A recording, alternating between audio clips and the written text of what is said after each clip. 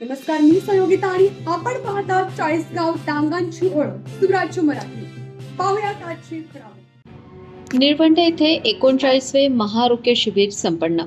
रविवार दिनांक 3 मे 2026 रोजी अकोले तालुक्यातील निळवंडे या गावात वेदांत मल्टीस्पेशालिटी हॉस्पिटल अकोले तसेच विठ्ठल रुक्मिणी मंदिर ट्रस्ट निळवंडे आणि अमर शहीद फाउंडेशन महाराष्ट्र राज्य तसेच आमदार डॉक्टर किरणजी लहामटे साहेब वैद्यकीय सहायता कक्ष व जनस्वराज्य बहुउद्देशीय संस्था महाराष्ट्र राज्य व पद्मश्री डॉक्टर मनोहर डोळे मेडिकल फाउंडेशन यांच्या संयुक्त विद्यमाने सदर शिबिर संपन्न झाले.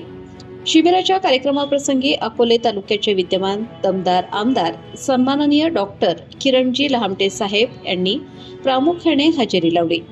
कार्यक्रमाप्रसंगी बोलताना रुग्णांना व ग्रामस्थांना मोलाचे मार्गदर्शन केले आणि आरोग्याचे महत्त्व समजावून सांगितले. पुढे बोलताना ते म्हणाले की ईश्वर अनुभवाची गोष्ट आहे. खरं तर ईश्वरानंतर कोणाला पाहिले असेल तर ते डॉक्टरला. त्यामुळे ही आरोग्य योजना शेवटपर्यंत पोहोचली पाहिजे, तळागाळातील माणसांपर्यंत पोहोचली पाहिजे, गावागावात पोहोचली पाहिजे आणि त्यासाठी सरकार हे माध्यम नाही. त्याकरिता तुमच्यासारखे सेवाभावी संस्था समाजसेवक यांनी गावागावापर्यंत ही योजना पोहोचवली पाहिजे. सदर कार्यक्रमासाठी निळवंडे गावातील ग्रामस्थ मोठ्या संख्येने उपस्थित होते. सदर प्रसंगी निळवंडे गावचे सरपंच श्री भाऊसाहेब मेंगाळ, उपसरपंच श्री संजय कोकणे, विठ्ठल रुक्मिणी मंदिर ट्रस्ट अध्यक्ष श्री निवृत्ती आभाळे सर, महासचिव श्री प्रमोद आभाळे, सदस्य श्री नामदेव तुकाराम आभाळे, कोषाध्यक्ष श्री केरू दगडू आभाळे, ग्रामसेविका शेलार मॅडम, आशा सेविका ताई आणि ग्रामस्थ मोठ्या संख्येने उपस्थित होते. सदर कार्यक्रमामध्ये डॉक्टर सचिन हिवराळे आणि डॉक्टर प्रियंका हिवराळे यांनी आरोग्य आणि दैनंदिन जीवनातील आहार विहार याविषयी मार्गदर्शन केले. तर डॉक्टर चेतन कोळी यांनी डोळ्यांची काळजी कशी घ्यावी, डोळ्यांच्या आरोग्याविषयी खूप छान आणि सखोल माहिती दिली. सदर कार्यक्रमाची व्यवस्था मंदिर ट्रस्टचे अध्यक्ष श्री निवृत्ती आभाळे सर, डॉक्टर श्री सचिन हिवराळे आणि अमर शहीद फाउंडेशनच्या कार्यकर्ते यांनी केली. निळवंडे गावच्या अनेक महिला पुरुषांच्या विविध तपासण्या केल्या. रक्तदाब, रक्त तपासणी तसेच ECG तपासणी आणि डोळे तपासणी करून मोफत गोळ्या औषधे देण्यात आल्या. सदर कार्यक्रम यशस्वी करण्यासाठी श्री निवृत्ती आभाळे सर आणि अमर शहीद फाउंडेशनचे राष्ट्रीय सचिव प्राध्यापक श्री योगेश काळूराम बाराथे, प्रदेशाध्यक्ष प्राध्यापक श्री मच्छिंद्र ढगे सर, संपर्क प्रमुख श्री वसंतराव तुकाराम आरोटे साहेब आणि महाराष्ट्र राज्य सचिव श्री श्याम बबनराव पवार यांनी परिश्रम घेतले. सदर कार्यक्रमामध्ये 119 रुग्णांनी लाभ घेतला. कार्यक्रमाचे सूत्रसंचालन श्री अक्षय आभाळे यांनी केले, तर आभार प्रदर्शन सरपंच भाऊसाहेब मेंगाळ यांनी केले. तसेच भोजन आणि चहा पाण्याची व्यवस्था श्री निवृत्ती आभाळे सर यांनी केली.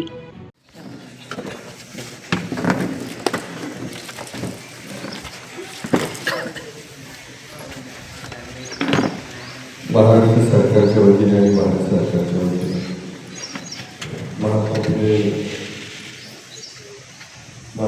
महात्मा ज्योतिराव फुले जन आरोग्य योजना आणि आयुष्यमान भारत योजना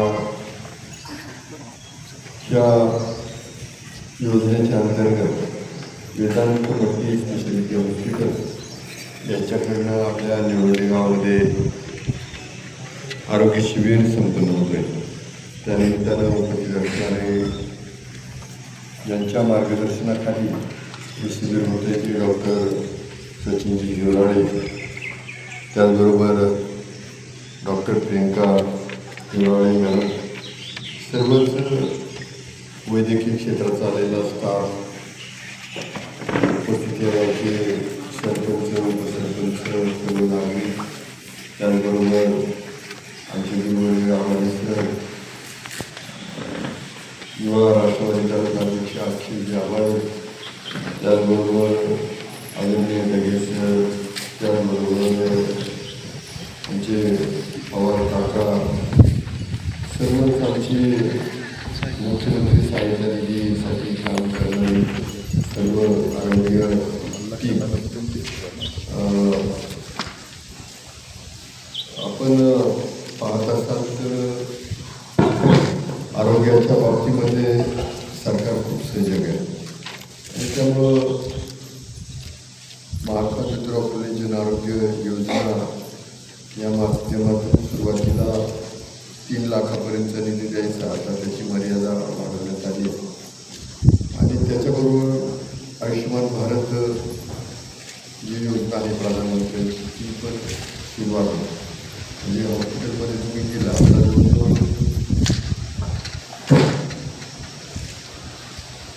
जवळजवळ 3,000च्या दरम्यान आजार, म्हणजे काहीतरी थोडीशी आरोग्यमंत्री सांगत होते की 2,999 आजार आम्ही या योजनांमध्ये इन्व्हॉल्व केलेले आहेत. आमच्याकडनं, राष्ट्रवादीच्या टीमकडनं अनिल भारती हे काम पाहत आहेत. आणि शक्यतो आमचा प्रयत्न असतो की प्रत्येक नागरिकाला जसं जीवनावश्यक बाबीमध्ये पहिलं काय व्हायचं, अन्न वस्त्र निवारा होता. आता बदल झाला. आता आरोग्य ही तुमच्या प्रायोरिटीची गोष्ट आहे. पूर्वीच्या काळी आरोग्यासाठी म्हणजे आजार पण कमी होते.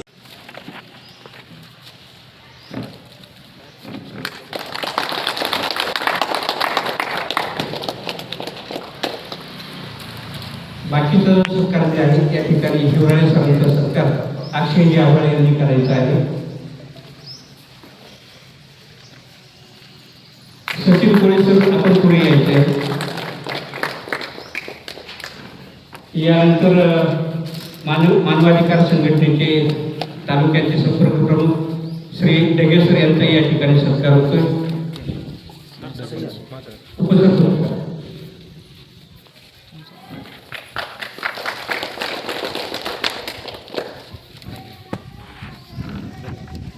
डगेसरांचा सत्कार उपसरपंच करतील.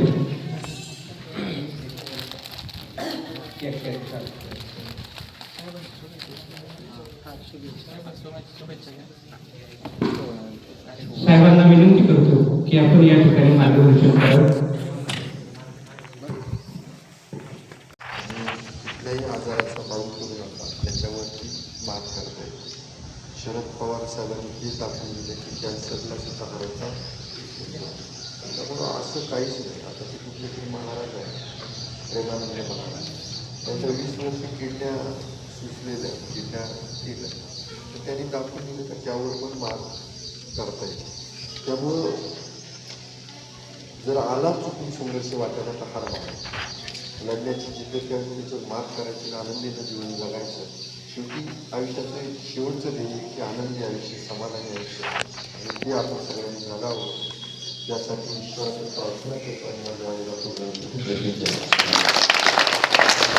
धन्यवाद साहेब. खूप छान मार्गदर्शन आपण केलं आणि आरोग्याचं महत्त्व तुम्ही नागरिकांना सांगितलं. आमचं वेदांत मल्टी स्पेशलिस्ट हॉस्पिटल आणि अमरशेत फाउंडेशन यांच्यामार्फत आम्ही हा 39वा कॅम्प आहे. प्रत्येक गावामध्ये, चाळीसगाव डांगणामध्ये, आदिवासी भागामध्ये, दुर्गम भागामध्ये आम्ही कॅम्प घेत असतो. आणि सदर कॅम्प घेताना जी काही म्हणजे आर्थिक म्हणा, मदत म्हणा, तर ते आमच्या फाउंडेशनमार्फत आम्ही करत असतो. तर ही योजना, हे आमचा मानस आहे की तळागाळापर्यंत गोरगरिबामध्ये पोहोचली पाहिजे. तर याच्याबद्दल आपण काय सांगाल सर? 100% की ईश्वर तर अनुभवायची गोष्ट आहे. ईश्वर कुणीच पाहिला नाही, पण ईश्वराच्या नंतर कुणाला पाहिलं असेल तर डॉक्टरला पाहिलं आहे आपण. आणि त्यामुळं ही योजना, आरोग्य योजना ही शेवटपर्यंत पोचली पाहिजे, तळागाळापर्यंत पोचली पाहिजे. आणि त्यासाठी नुसतं सरकार हे माध्यम असून चालत नाही. तुमच्यासारख्या ज्या सेवाभावी संस्था आहे किंवा समाजसेवक आहे, यांनी पुढं आलं पाहिजे आणि गावागावामध्ये हे टीमवर्क सुरू झालं पाहिजे. म्हणजे लोकांनी सुखदुःखाची व्याख्या सोपी केलेली आहे. सुख म्हणजे लग्न, वाढदिवसात जायचं आणि आशीर्वाद द्यायचं म्हणजे सुख, आणि दुःख म्हणजे दाव्या जाऊन श्राद्धांजली दिली का दुःखात सहभागी झालं अशी. पण त्याच्यामधलं जे आयुष्य आहे ते खरं आनंद देणार आहे. तर त्यासाठी तुम्ही सगळे काम करताय आणि मला वाटतं प्रत्येकानं गावागावात काम करावं. तुम्ही जिथं जाल तिथल्या कार्यकर्त्यांना विश्वासात घ्या आणि त्यांना सांगा की बाबा एखादं पेशंट आजारी पडलं ना तर त्याला पहिल्यांदा देवाचं नाव आठवतंय की नाही, पण तुमचं नाव आठवलं पाहिजे, कारण याला विचारून आपण कुठल्या हॉस्पिटलला जायचं. असं जर झालं तर मला वाटतं सरपंच साहेब, जीवन जगणं सुखकर होईल. पहिलं आर्थिक जो ताणतणाव यायचा त्याच्यामुळे लोक भक्तांकडे जायचे, मूठ मारली म्हणायची, तर त्याचं सर्पदोन झालं तर याला जायचे, अंगारा दुपारा देणार आहे त्याच्यानं. त्याचं कारण असं होतं का त्यांच्या खिशातच पैसा नव्हता, त्यांना जायलाच साधन नव्हतं, आणि म्हणून ते जवळचा आधार म्हणून ही सोपी गोष्ट आहे ती निवडायची. आज मात्र तसं राहिलं नाही.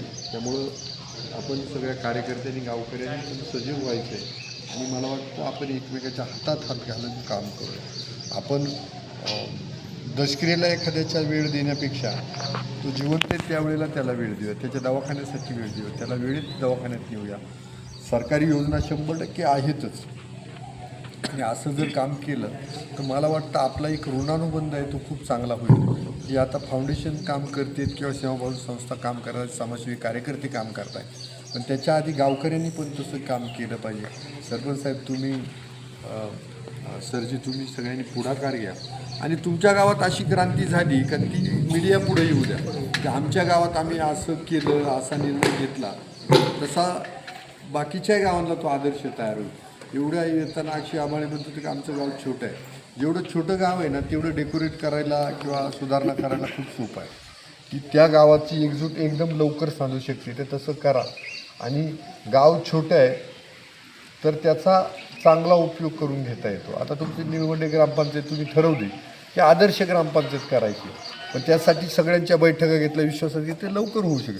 जेवढं मोठं राजूरसारखं गाव आहे, मोठं गाव आहे, ते आवाक्यात आणणं तितकं जड आहे. आलं का लक्षात? म्हणजे पण मग ह्या छोट्या छोट्या गावांवरती तुम्ही लक्ष करा. आज आमचे पवार मामा आहेत, यांनी मला जो प्रश्न विचारला, ह्या निमित्ताने एवढंच सांगतो की शेवटपर्यंत ही योजना पोचलीच पाहिजे, ह्या मताचा मी आहे. धन्यवाद साहेब, खूप खूप आभार, आणि आपलं वेळोवेळी सहकार्य लाभेल अशी अपेक्षा करतो. जय हिंद, जय महाराष्ट्र.